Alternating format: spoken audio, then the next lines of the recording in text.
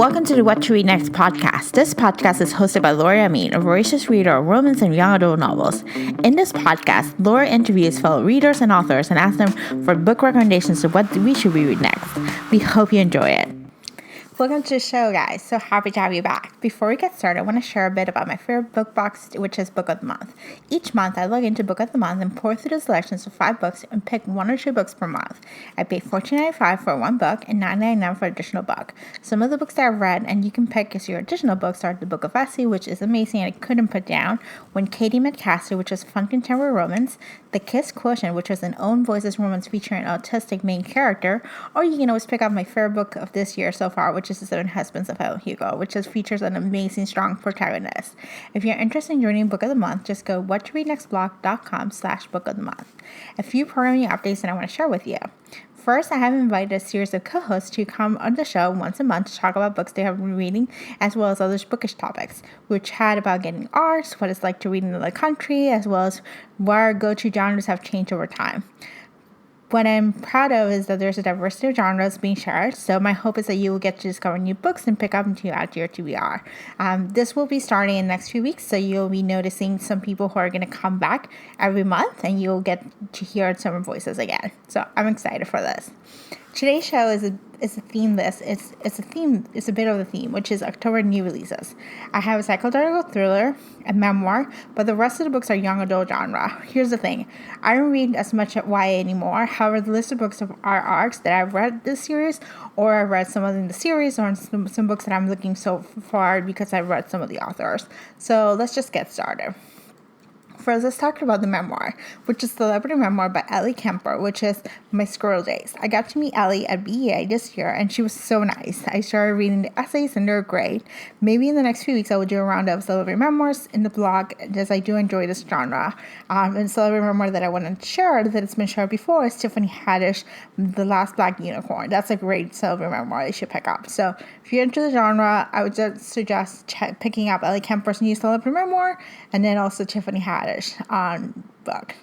The next book is The Witch's Elm by Tana French. I got an arc of this thriller. I'm planning to read this with Angela, which is a future guest. She's coming up next week, and I'm going blind. All I know is it's a pretty long book. There's some family dysfunctional drama, and so it seems to be an interesting read. I decided to pick it up because it's been featured on the front porch, and Sarah from Sarah's Bookshelf, a past guest, who was reading it last month, and she mentioned that she actually enjoyed it. So I'm definitely looking forward to reading it. So, okay. Now let's go to the YA new release list. I will dive into the books I already read first, and then I will go into my anticipated new release. First is What If It's Us by Adam Silvera and Becky Albertelli. Oh my god, this book is adorable. This is the story of Arthur, a senior from Georgia, who's spending the summer in New York City, who meets Ben in the post office. They have this adorable meet-cute moment, and the rest of the story unravels in the perfect romantic comedy. I love the pop culture snippets, a lot of Harry Potter and Hamilton mentions.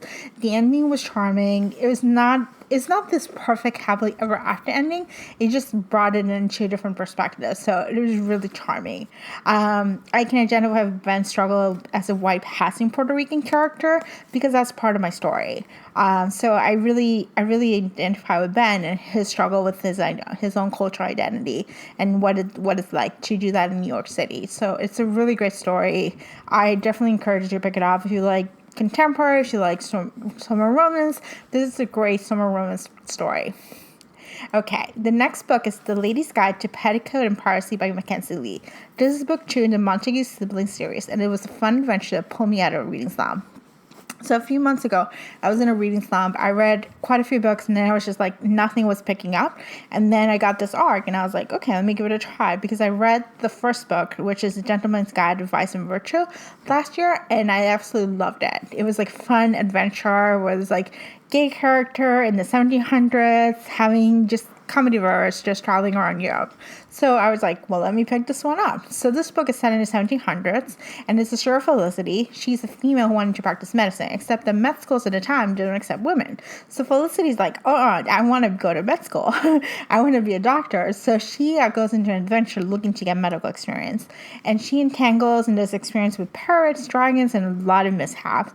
There's a strong female feminist book. It's a book that I loved. I enjoy reading. There's a strong feminist theme. There's a lot of questions about, what it's like to be a woman in the 1700s, what is acceptable, what is not acceptable, and what you can do. So it's a really great book. It's a great story. Just if you like travel writing, this is a great travel writing book. Lots of adventure and just really great characters. So I encourage you to pick it up. If you haven't picked up The Gentleman's Guide to Vice and Virtue, what are you waiting for? You should pick that one up and then read Lady's Guide to Petticoat and Piracy. Okay, the next book is the perfect Halloween read, which is Saw Kill Girls by Claire Legrand. In this story, a group of girls are disappearing and being killed by a monster. Then there are 3 girls who finally can kill the monster. So I read this story a few months ago and I enjoyed it. It's a spooky horror theme. Just basically, there's representation, there's a lesbian romance in the story. There's just basically kind of like a twists and turns and whatnot. I give this book about 3.5 stars, so it's good. I enjoy it. I don't personally enjoy the horror genre, so I think that's why it doesn't have the higher stars. But if you enjoy the horror genre, or if you're looking for a Halloween read, then pick Saw Kill Girls. It's actually pretty good. Now let's go into my anticipated new releases. So my most anticipated new release is Kingdom of Ash by Sarah J. Maas. This is book 7 of the Stone Glass series. I binged on the series in 2016. Book 5, Empire Storms, left in a cliffhanger. And book 6, which is a long novella following another character, I will be honest, haven't read it. So I need to catch up to read book 6 before I can read book 7. So I think in my chance, I may read it in November, but they're basically just kind of like, I'm looking forward to it. I really love this series. I enjoy Selena, or Aileen, as the main character. I think she's one of my favorite main protagonists. She's like a kick-ass assassin who loves romance novels and fashion. So I love that combination of different characteristics within this. So I really look forward to reading this book, and it's actually my most anticipated new release, and I shall be purchasing it. So there we go. The following books I have arcs, but I haven't gotten to read them. So let's get to those. The first one is the first is Broken Things by Lauren Oliver.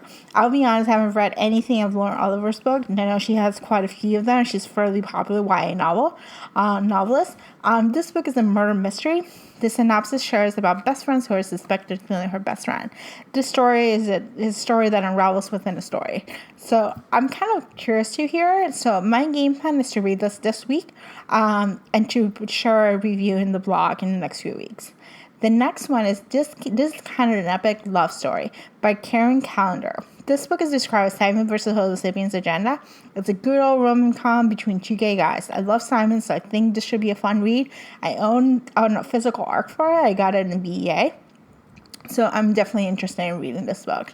The next book is The Geography of Lost Things by Jessica Brody. I read Jessica's The Chaos Sustained Still, which is a perfect winter book if you truly enjoy it. It's the book. The Chaos Sustained Still is set in Denver Airport during a snowstorm. I think around Christmas time or New Year's time. So it's the perfect winter read. And it dives into the topic of grief. So this book dives into the topic of grief too, but within a road trip. So I'm excited to pick this book next month. I didn't get an offer for this book, so I'm actually just going to get it from the library. And finally, I have Last Seen by Sarah Shepard. This is book 3 of the Amateur series, which is about a killer who's on the loose, kidnapping and killing other people. And there's a group of people who are sleuthing and searching for clues and trying to figure out who the killer is and trying to capture it. So I've been reading this series for the past couple of years. I read book 1 2 years ago, book 2 last year, and book 2 ended up in the cliffhanger, so I want to know what's next. So that's why I'm looking forward to it. It's a good series. I wouldn't say it's one of my top favorite series, but it's a good series to read. So I like it better than Pretty Little Liars from Sarah Shepard. So I would definitely encourage you to check this out if you're interested in more like murder mystery. It's a good, series. So I hope you enjoyed this list. Questions. What book are you planning to read this coming month? I'm going to do a mini theme reading mostly psychological thrillers this month, so I will definitely be sharing those with you in the podcast. If you enjoyed this podcast, please consider leaving a review on iTunes. It's the best way to podcast to discover bookish audience. Thank you so much for listening. I hope you have a fantastic day.